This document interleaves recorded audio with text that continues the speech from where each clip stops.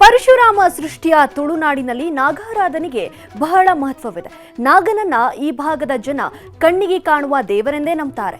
ಈ ಕಾರಣದಿಂದಲೇ ತುಳುವರು ನಾಗರ ಪಂಚಮಿ ಒಂದು ವಿಶೇಷ ಹಬ್ಬವನ್ನಾಗಿ ಆಚರಿಸುತ್ತಾರೆ.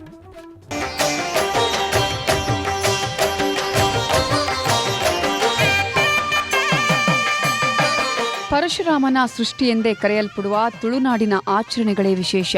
ಪ್ರಕೃತಿಯನ್ನೇ ದೇವರೆಂದು ಪೂಜಿಸುವ ತುಳುವರು ಪ್ರಕೃತಿಯಲ್ಲಿ ಆಗುವ ಬದಲಾವಣೆಗಳಿಗೆ ಅನುಗುಣವಾಗಿ ಸಾಂಪ್ರದಾಯಿಕ ಆಚರಣೆಗಳನ್ನು ಆಚರಿಸಿಕೊಂಡು ಬರ್ತಿದ್ದಾರೆ. ಇಂತಹ ಆಚರಣೆಗಳಲ್ಲಿ ನಾಗರ ಪಂಚಮಿಯೂ ಒಂದು.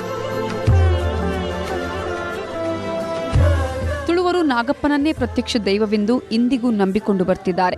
ಈ ಕಾರಣಕ್ಕಾಗಿಯೇ ತುಳುನಾಡಿನ ಪ್ರತಿಯೊಂದು ಕುಟುಂಬಕ್ಕೂ ನಾಗನಕಟ್ಟೆ ಇದ್ದು, ನಾಗರ ಪಂಚಮಿಯಂದು ಈ ನಾಗನಕಟ್ಟೆಗೆ ವಿಶೇಷ ಪೂಜೆಗಳನ್ನು ಸಲ್ಲಿಸುವ ಮೂಲಕ ನಾಗನ ವಿಗ್ರಹಕ್ಕೆ ಹಾಲು ಹಾಗೂ ಸಿಯಾಳ ಅಭಿಷೇಕವನ್ನು ಮಾಡೋದು ಸಂಪ್ರದಾಯವಾಗಿದೆ.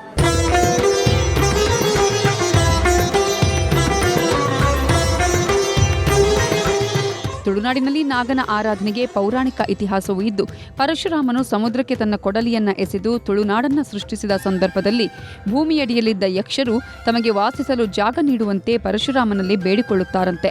ಈ ಸಂದರ್ಭದಲ್ಲಿ ತುಳುನಾಡಿನಲ್ಲಿ ನಿಮಗೆ ಜೀವಿಸುವ ಜೊತೆಗೆ ನಿಮ್ಮ ಆರಾಧನೆಯೂ ನಡೆಯಲಿದೆ ಎನ್ನುವ ಮಾತನ್ನ ಪರಶುರಾಮರು ಯಕ್ಷರಿಗೆ ನೀಡಿದ್ರು ಎನ್ನಲಾಗುತ್ತೆ. ತುಳುನಾಡಿನಲ್ಲಿ ವಿಶೇಷವಾಗಿ ಇದು ನಾಗನ ಮನ್ನು ಅನ್ನುವ ನಿಟ್ಟಿನಲ್ಲಿ ನಾವು ನಾಗಾರಾಧನೆಯಲ್ಲಿ ತೊಡಗಿದ್ದೇವೆ.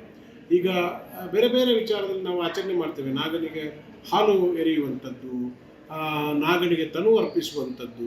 ಈಗ ಕೆಲವು ಕಡೆ ನಮ್ಮ ತುಳುನಾಡಿನ ಮನೆಯಲ್ಲಿ ಮೂರ್ಲಿ ಬನ ಅಂತ ಇದೆ. ಮೂರ್ಲಿ ಬನ ಅಂದರೂ ಕೂಡ ಅದೊಂದು ದೊಡ್ಡದಾದ ಕಲ್ಪನೆಯಲ್ಲಿ ನಾಗನನ್ನು ಆರಾಧನೆ ಮಾಡ್ತಾ ಇದ್ದದ್ದು ಅಂತ. ತುಳುನಾಡಿನ ಎಲ್ಲಾ ದೇವಸ್ಥಾನಗಳಲ್ಲೂ ಆರಾಧ್ಯ ದೇವರ ಜೊತೆಗೆ ನಾಗನಿಗೆ ಪ್ರತ್ಯೇಕ ಕಟ್ಟೆಗಳನ್ನು ಕಟ್ಟಿ ಆರಾಧಿಸಲಾಗುತ್ತಿದೆ. ಕುಕ್ಕೆ ಸುಬ್ರಹ್ಮಣ್ಯ ಕ್ಷೇತ್ರ ಸೇರಿದಂತೆ ಜಿಲ್ಲೆಯ ಹೆಚ್ಚಿನ ದೇವಸ್ಥಾನಗಳಲ್ಲೂ ನಾಗಾರಾಧನೆಗೆ ವಿಶಿಷ್ಟ ಮಹತ್ವ ನೀಡಲಾಗಿದೆ. ನಾಗರ ಪಂಚಮಿಯಂದು ತುಳುನಾಡಿನ ಪ್ರತಿಯೊಂದು ಕುಟುಂಬವೂ ನಾಗನ ವಿಗ್ರಹಗಳಿಗೆ ಭಕ್ತಿಯನ್ನ ಸಮರ್ಪಿಸುತ್ತೆ. ನ್ಯೂಸ್ 18 ಪುತ್ತೂರು. ಕನ್ನಡಿಗರ ನೆಚ್ಚಿನ ನ್ಯೂಸ್ 18 ಕನ್ನಡ ಈಗ ವಾಟ್ಸ್ಆಪ್ನಲ್ಲೂ ಲಭ್ಯ. ಕರ್ನಾಟಕ, ದೇಶ ವಿದೇಶಗಳ 360 ಡಿಗ್ರಿ ಸುದ್ದಿಯ ವಿವರಗಳನ್ನ ನಿಮ್ಮ ಕೈ ಬೆರಳುಗಳಲ್ಲೇ ಪಡಿಲಿಕ್ಕೆ ಈ QR ಕೋಡ್ ಅನ್ನ ಸ್ಕ್ಯಾನ್ ಮಾಡಿ, ನಮ್ಮ ಚಾನಲ್ ಫಾಲೋ ಮಾಡಿ, ನೋಟಿಫಿಕೇಶನ್ ಆನ್ ಮಾಡಿ.